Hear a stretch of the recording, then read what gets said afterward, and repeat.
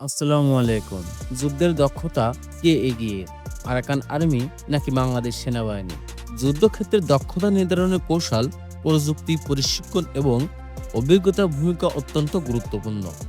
মিয়ানমারের রাখাইন রাজ্যের Arakan army guerrilla যুদ্ধে কৌশলে দক্ষ, যা তাদের অঞ্চলে ভূগোল এবং পরিস্থিতির উপর ভিত্তি করে তৈরি করা হয়েছে।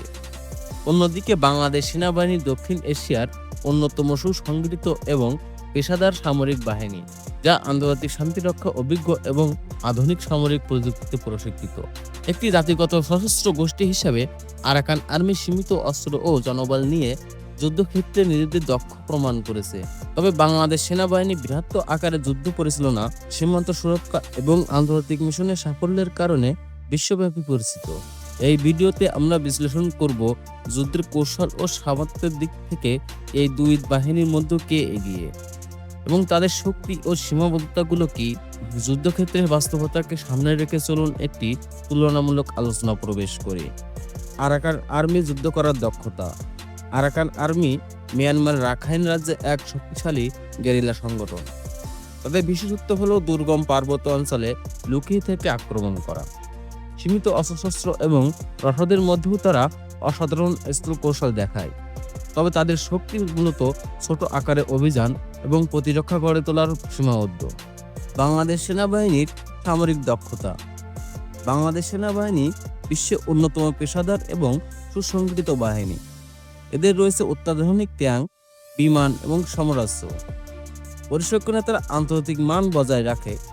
শুধু দেশ রক্ষাই নয়, জাতিসংঘ শান্তির মিশনে তাদের অবদান গোটা বিশ্বের প্রশংসিত। বাংলাদেশের সেনাবাহিনীর শক্তি শুধু গেরিলা যুদ্ধ নয়, বড় আকারের যুদ্ধ পরিচালনাও তারা দক্ষ।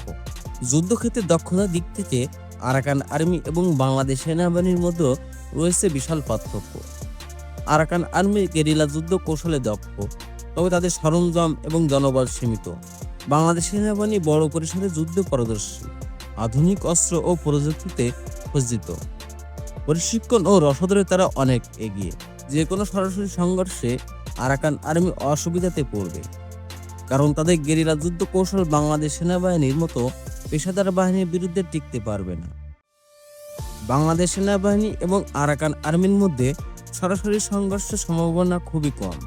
তাদের সীমান্ত নিরাপত্তা ও আঞ্চলিক স্থিতিশীলতায় বাংলাদেশের সেনাবাহিনী সবসময় প্রস্তুত।